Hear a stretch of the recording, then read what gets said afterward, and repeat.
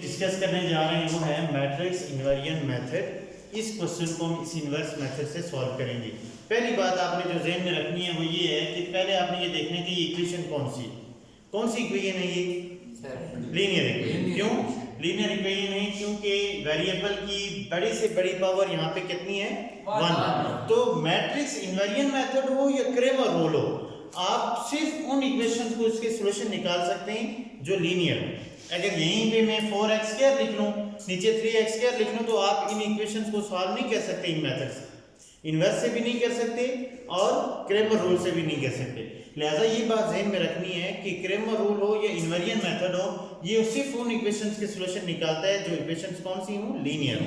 तो सबसे पहले आपने इसको मैट्रिक्स फॉर्म के अंदर लिखना है। तो गौर से देखें, यहाँ x का कोफिशिएंट कितना है? 4 लिखें 4। 10 y का कोफिशिएंट कितना है?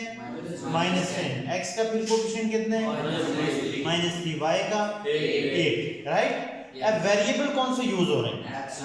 ये हमेशा स्क्वायर मैट्रिक्स होता है, यानी जिसके रोज और कॉलम इक्वल होते हैं। अब जो अगला मैट्रिक्स हमने लिखना होता है वो कॉलम मैट्रिक्स होता है और वो वेरिएबल का होता है x और y। ये हमने लिख लिया इक्वल टू 5 एंड जो कांस्टेंट है आपके पास 5 एंड 2। कोई मुश्किल बात नहीं। अब आपने ये जो आपका मैट्रिक्स है इसको आप क्या कहते रहते हैं?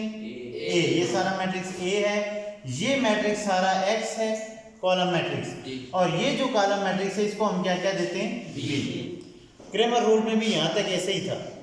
अब यहाँ से x is equal to A inverse B. A inverse B. ये क्या किया मैंने? गौर से बात को समझना है। ये a था, जनरली जब a इधर मल्टीप्लाई हो रहा है दूसरी तरफ जाके डिवाइड होगा ना, लेकिन याद रखें मैट्रिसेस की फॉर्मल डिवीजन पॉसिबल नहीं होती। जिस तरह 4 डिवाइडेड बाय 2 कर लेते हैं आप, ये देखो 4 डिवाइडेड बाय 2 आंसर आ गया 2। इस तरह मैट्रिसेस डिवाइड नहीं होते फॉर्मली। तो मैट्रिसेस को डिवाइड करने का तरीका क्या है? इन्वर्स है। क्या तरीका क्या है? इसीलिए आप इसको इधर लेके जाएंगे। ये भी याद रखना है ऑर्डर सेम रहे, यानी x के पीछे है a तो b के पीछे ही जाना चाहिए। अगर आप इस साइड लेके चले जाएंगे तो फिर आंसर में फर्क आ जाएगा। ठीक है, फिर ये इन्वर्स प्रॉपर्टी होल्ड नहीं करेगा। तो ये चूंकि पहले नंबर पे था a, इसको हम दूसरी तरफ जब लेके जाएंगे तो पहले नंबर पे ही रखेंगे। अब आपने सिंपल ये काम करना है, इसको इक्वेशन नंबर 1 कह दें। इन्वर्स निकालना है, a इन्वर्स निकालना है और जो आंसर आएगा उसको यहाँ रख के b के साथ क्या कहते हैं? मल्टीप्लाई। तो सारे बच्चे मुझे बताएं, firstly a inverse is equal to क्या फार्मूला आता है? Adjoint of a divided by mod of a। a inverse is equal to, adjoint निकालने का क्या तरीका बताया था? a ये दो जो इनकी जगह है और इन दो की साइन है, तो 8 और 4 हो जाएगा, और -10 है तो +10 हो जाएगा, और -3 है तो क्या हो जाएगा? +3। और डिटरमिनेंट निकालने का तरीका क्या बताया था? पहले इनको मॉड की फॉर्म में लिखेंगे 4 -10 -3 और कितना आ गया? 8। राइट। अब आप यहाँ पे देखें, सारे यहाँ पे फोकस हो जाएं। a inverse is equal to 8 10 3 4 divided by mod निकालें, क्रॉस मल्टीप्लाई करते हैं। डिटरमिनेंट में हमेशा क्या करते हैं? क्रॉस मल्टीप्लाई, लेकिन दरमियान में माइनस रखते हैं। तो ये आ जाएगा 4 × 8 माइनस रखा और -10 × माइनस कितना? 3। ऐसे ही होगा ना? ये आ जाएगा a inverse is equal to 8 10 3 4 और नीचे आ जाएगा 8 मल्टीप्लाई बाय 4 करने कितना आता है? 32 minus minus plus into minus, तो 10 मल्टीप्लाई बाय 3 30 आ गया। तो a इनवर्स आपका आ जाएगा 8 10 3 4 डिवाइडेड बाय, ये देखें 32 माइनस 30 करें 2 आ गया।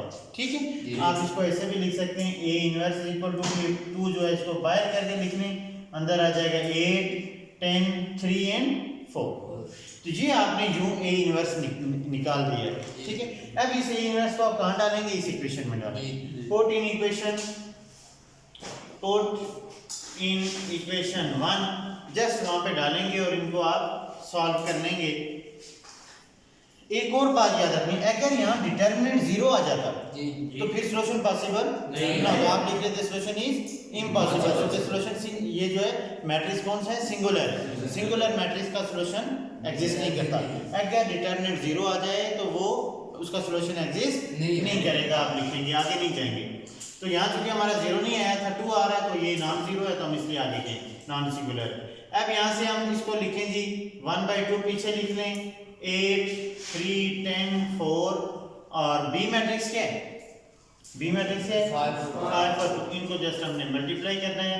आप मल्टीप्लिकेशन बहुत अच्छी तरह जानते हैं, इस रो को इस कॉलम के साथ मल्टीप्लाई, 8 × 5 दरम्यान में क्या डालते हैं प्लस, 10 × 2, फिर इस रो को इस कॉलम के साथ करें 3 × 5 प्लस 4 × 2, ये देखें 1/2 क्या आता जाएगा, 8 × 5 करें 40 प्लस 10 × 2 20, 5 × 3 4 8, राइट।